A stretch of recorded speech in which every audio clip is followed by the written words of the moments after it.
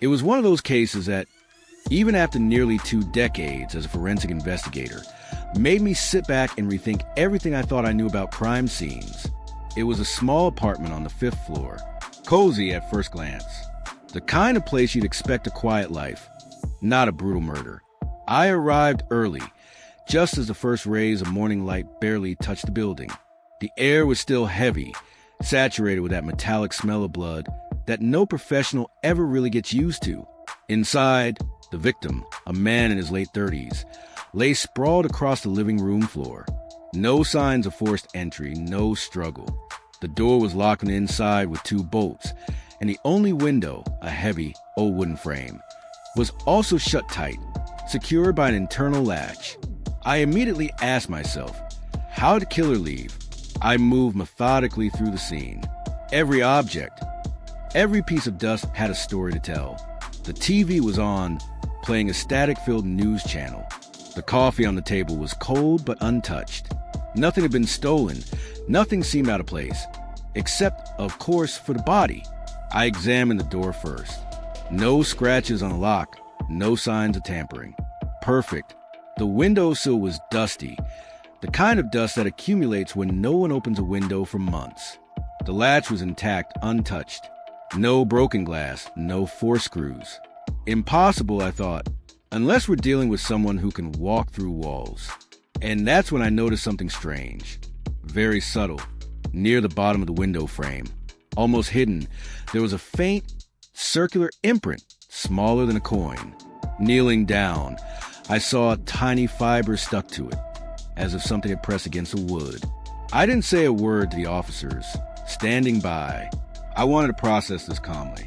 Instinct screamed. Something was wrong with this window.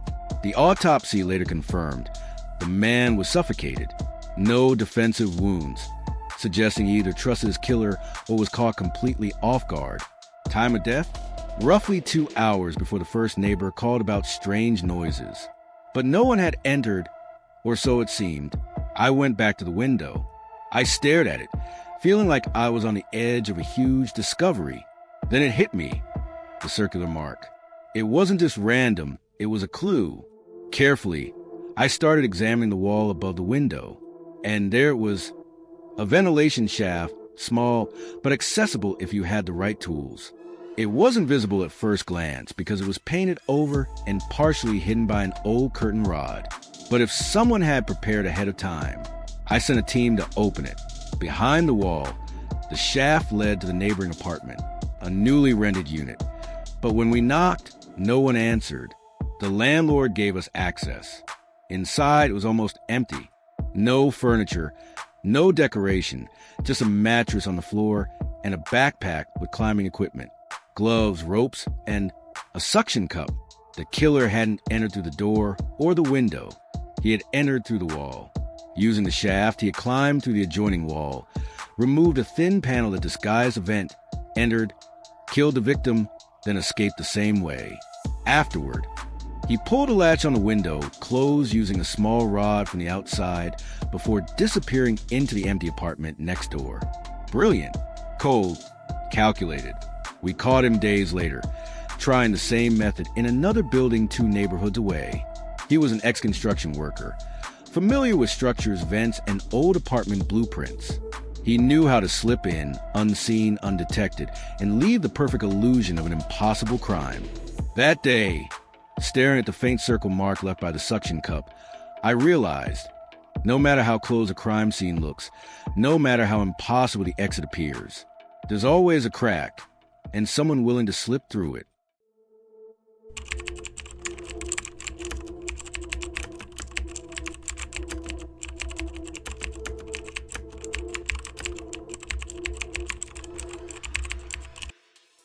It was just past midnight when I arrived at the house. The flashing red and blue lights bounced off the manicured lawn, and the air was thick with tension. Another supposed robbery gone wrong. At least, that's what it looked like at first glance. The front door was slightly ajar as if forced open. Inside, the living room was in disarray. Drawers pulled out, cushions thrown on the floor, and even a shattered vase near the entrance. But I had seen enough stage scenes in my 18 years as a forensic specialist to know when something didn't add up. The victim, a wealthy middle-aged man named Richard Lewis, was lying face down in the hallway. A single gunshot wound to the back of the head, execution style. No signs of a struggle, no defensive wounds. And the strangest part? His wallet, gold watch, and wedding ring were still on him. I stood there for a moment, letting the scene sink in. In real robberies, especially ones that turn violent, thieves don't waste time staging chaos. They grab what they can and flee. Here, someone had made a performance out of it. I moved carefully through the house, observing. In the office, expensive electronics were untouched. A laptop worth thousands still sat on the desk, its screen still glowing faintly.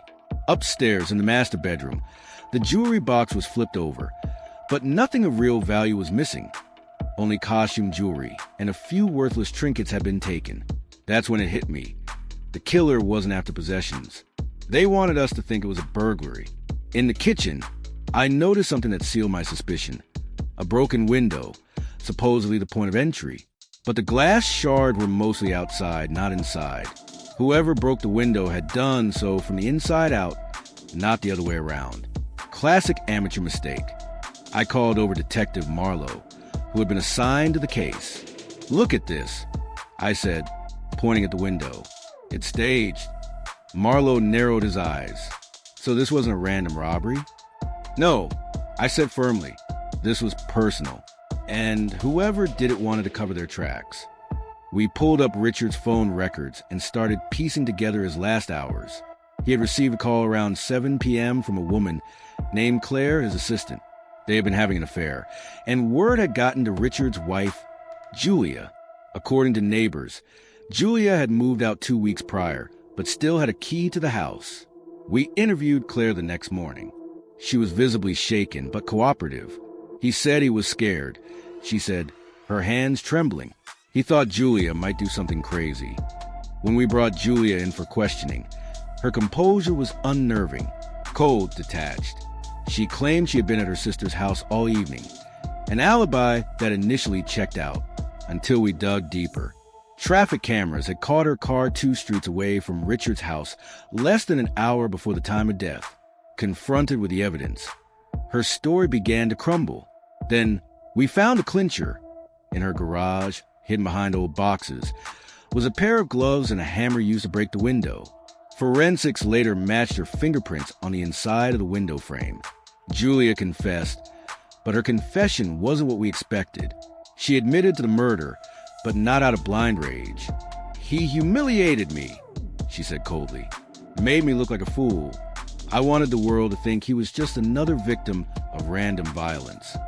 It was all about image, revenge disguised as chaos. As I left the interrogation room, I thought about all the details that had initially screamed robbery, and how every piece had been a carefully constructed lie. In the end, it was the small things, the untouched valuables, the backward broken window, the staged disarray, that revealed the truth. Cases like these remind me, a crime scene can lie, but the evidence, when read carefully, always tells a real story.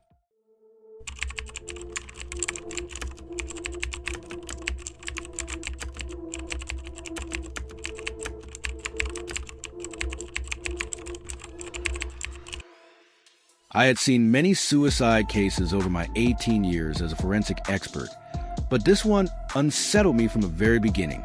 It was a feeling I couldn't quite explain, something telling me that something was wrong.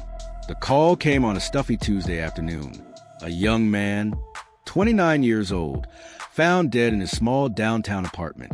The scene seemed clear. He was seated on the couch, a nearly empty whiskey glass on the coffee table, and a handwritten letter resting beside him. To any hasty glance, it was a straightforward suicide.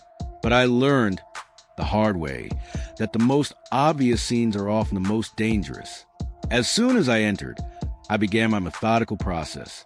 I observed the position of the body, the environment, the letter. I put on gloves and examined the paper carefully.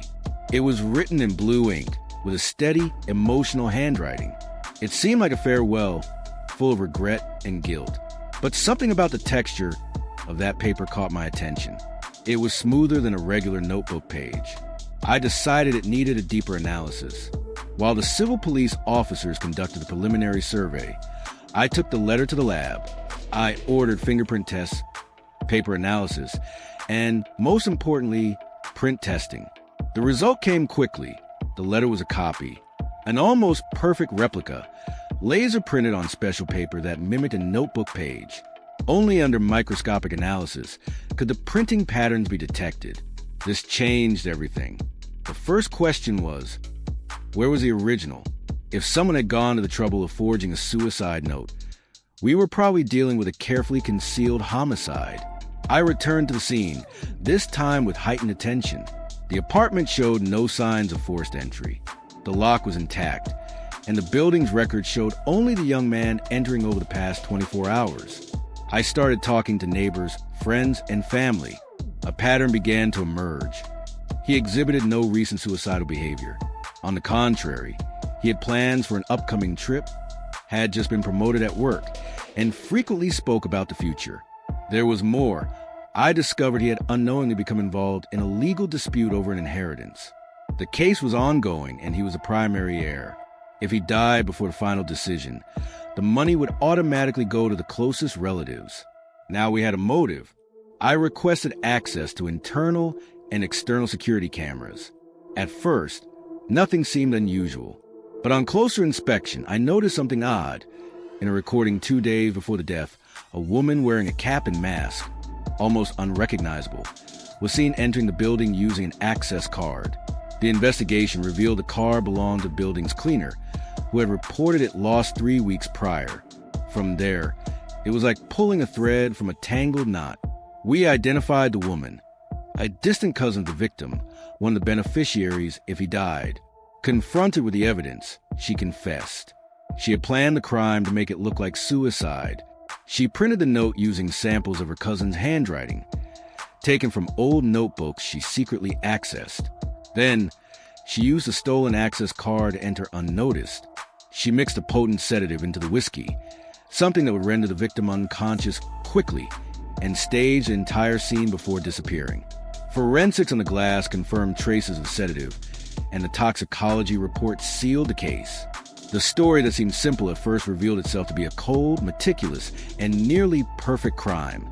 Had I not questioned that tiny detail, the texture of the paper, the case would have been filed away as a suicide, and a murderer would be walking free. That's why, to this day, I never ignore that gut feeling. Because sometimes what saves you from a well-constructed lie is the inexplicable sense that something just doesn't fit.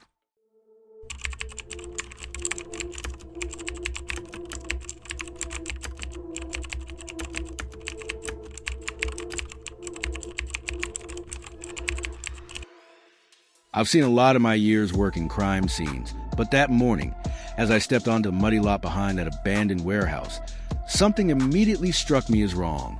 The rain had started heavily the night before, a relentless downpour that should have washed everything clean.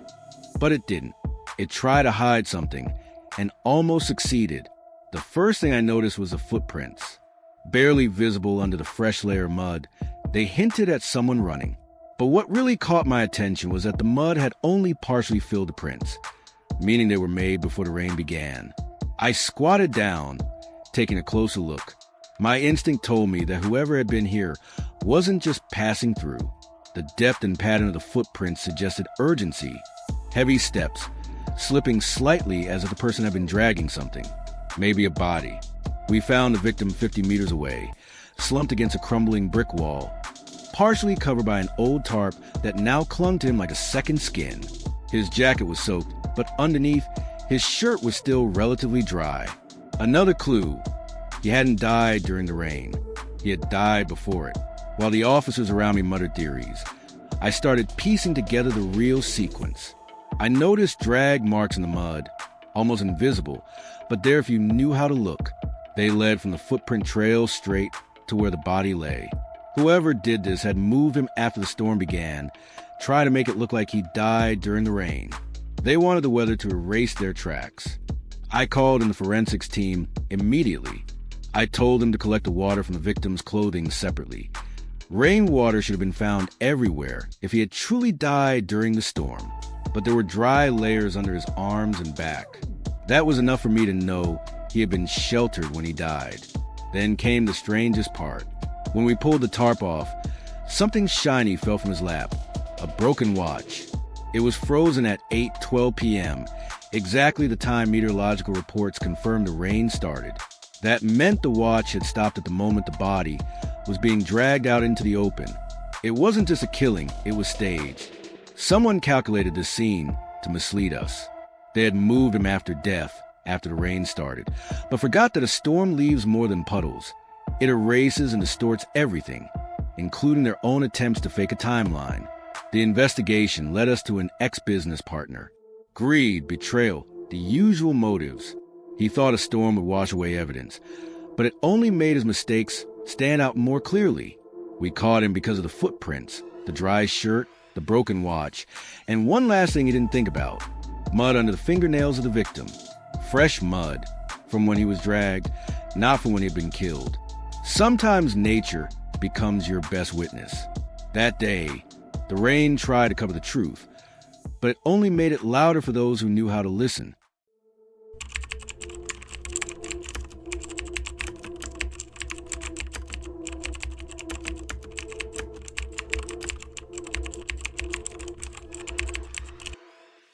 I've seen everything in my years as a forensic investigator, but few cases confuse me as much as this one. It seemed simple at first glance. Clear evidence, witnesses all pointing in the same direction, and a suspect who fit the profile perfectly. It looked like just a matter of connecting the dots and closing the case. But the truth, as I quickly learned, was hidden where no one thought to look. It was a gray Thursday morning when I was called to the scene. An antique shop, small, with a sense of abandonment, located on a quiet city street. The shop's owner, a middle-aged man named Hector Mason, had been found dead behind the counter, the victim of a brutal blow to the head. The store was a mess. Open boxes, empty shelves, shattered glass. It looked like a typical robbery gone wrong. The first clues emerged quickly. Fingerprints on the counter and the back door. Even better, a witness claimed to have seen a known troublemaker in the area, Jake Donovan, lurking near the store the night before. Jake had a record: petty theft, drug issues, minor assaults. A familiar face to local police. When we interrogated him, he seemed defeated already. He didn't deny being near the shop that night. He was dirty, nervous, and gave inconsistent answers. For most, the case was closed. A thief, a robbery gone wrong, an innocent victim. But something didn't sit right with me. The marks at the crime scene were strange. There were signs of a struggle, yes, but in places that didn't match the story of a rushed robbery. The position of the body was suspicious too. Hector appeared to have been attacked while organizing something on the floor, not while reacting to a robbery. Plus, some highly valuable items were still in the shop, rare silver pieces and old coins untouched. A regular thief would have taken those first. I dug into Hector's background and found something interesting. He was under quiet investigation for trafficking stolen historical items. The antique shop was just a front for moving valuable, illicit artifacts. I turned my attention back to Jake. Something about his behavior bothered me. It wasn't just fear, it was shame, like he was hiding something. But not the crime he was being accused of. That's when, during a deeper search, we found a clue that changed everything. A small flash drive hidden inside one of the broken statues in the shop. Inside were records of illegal transactions involving Hector and Jake. Jake was one of the suppliers, not just a petty thief, but someone selling stolen goods to Hector for quick cash. On the day of the murder, Jake had gone there to collect a debt, not to rob. During their argument, Hector threatened to turn him over to the police. Jake freaked out, yes, but he left before the crime happened. The real killer was someone else, Hector's partner in the scheme, who feared exposure. He used Jake's confrontation as a smokescreen to commit the murder and stage a fake robbery. The witness who claimed to have seen Jake bribed to support the false narrative. Jake was guilty, yes, but for artifact trafficking, not for murder. In court, when this truth surfaced, it exploded like a bomb. And for me, it became yet another lesson carved into memory. in the clearest crimes, that's where you must look twice.